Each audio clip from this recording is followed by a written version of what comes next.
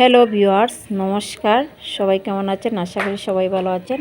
তো আজকে কোয়েল পাখির মাংস ভুনা রেসিপি রান্না করব। ভিন্ন স্বাদের হলে তো আর কথাই থাকে না। তো আমি প্রথমেই কোয়েল পাখির মাংসকে ভালো করে কেটে পরিষ্কার করে নিচ্ছি। তো সেখানে দিয়ে দিচ্ছি লবণ, দিচ্ছি হলুদ, দিচ্ছি অল্প মরিচের গুঁড়া, দিয়ে ভালো করে মেখে নিচ্ছি। তো আমি তেলে ভেজে নিব।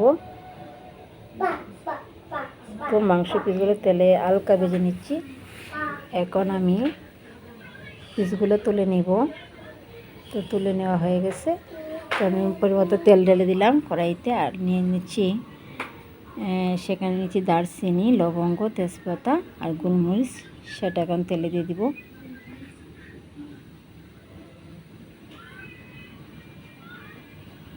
তো তেলে দিয়ে ভালো করে আমি একটু ভেজে নিচ্ছি 2 মিনিটের মতো।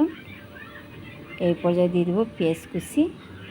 তো পেঁয়াজ কুচিকে দিয়ে ভালো করে আমি ব্রাউন কালার করে ভেজে নিচ্ছি। সেখানে দিচ্ছি 2 চামচ পেঁয়াজ বাটা, রসুন বাটা 1/2 চামচ, আদা বাটা দিচ্ছি। দিয়ে আবারও আমি ভালো করে নেড়ে ছেড়ে মশলার সাথে একটু ভেজে নিব। তো ভেজে নেওয়া হয়ে গেছে। এই পর্যায়ে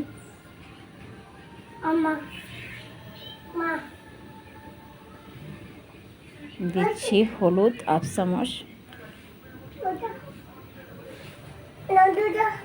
দিচ্ছি 1 চামচ মরিচের গুঁড়া, 1 চামচ, আধা চামচ ধনিয়ার গুঁড়া, 1/2 চামচ জিরা গুঁড়া দিয়ে ভালো করে আমি নেড়ে চেড়ে মশলার সাথে কষিয়ে নিচ্ছি। এখন দিয়ে দিব লবণ, পরিমাণ মতন দিচ্ছি লবণ, দিয়ে দিচ্ছি অল্প পরিমাণের জল, দিয়ে ভালোভাবে আমি কষিয়ে নিব মশলাটাকে। 5 থেকে 6 মিনিট এভাবে মশলাটা কষিয়ে নিচ্ছি। এ পর্যায়ে দিচ্ছি টমেটো সস 1 চামচের মতো দিচ্ছি।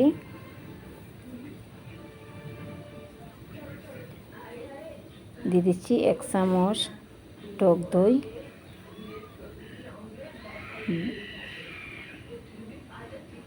তো এখন আমি ভালোভাবে কষিয়ে নিচ্ছি। 5 থেকে 6 মিনিট আবার আমি কষিয়ে নিব।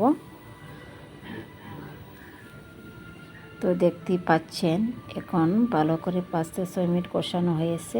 এখন তেলটা উপরে বেশি উঠছে। এই পর্যায়ে দিয়ে দিচ্ছি কোয়েল পাখির মাংসগুলো, দিয়ে আবারও আমি 6 থেকে 7 মিনিট ভালোভাবে কষিয়ে নিব। তো মাংসটা দিয়ে ভালোভাবে কষিয়ে নিচ্ছি।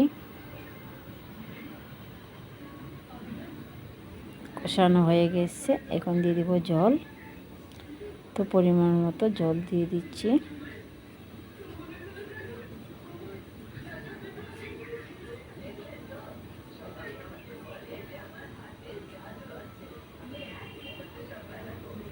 তো পরিমাণ মতো জল দিয়ে আমি ভালো করে নেড়ে ছেড়ে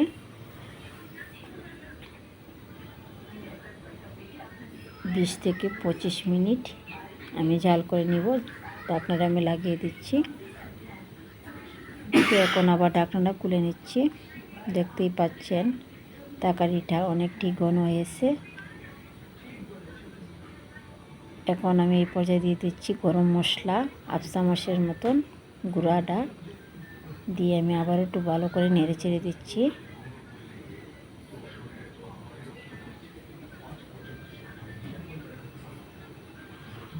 দিয়ে আমি আবারও ঢাকনাটা লাগিয়ে দিব। 5 মিনিটের মতো আবার জাল করে নিব।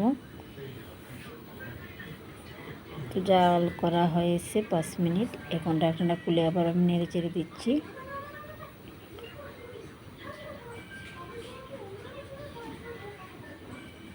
এখন চুলার আঁচটা বন্ধ করে দিচ্ছি। আর ঢাকনা লাগিয়ে 5 মিনিটের দমে দিচ্ছিলাম।